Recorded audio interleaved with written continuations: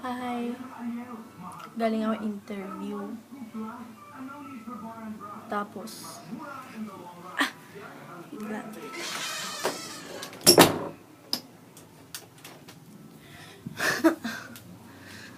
Tapos pagdating ko doon, sasabihin lang na wala kayong interview kasi nagkasakit yung interviewer nyo, iti-text na lang kayo ulit.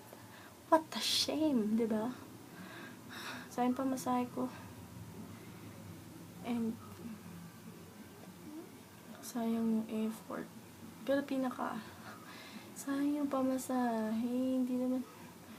Hindi ko naman sariling pera.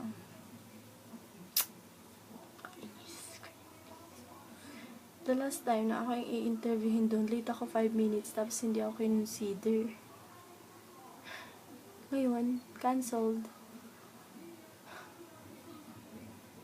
Gagawa ko. Kainis! Yun lang. Sige.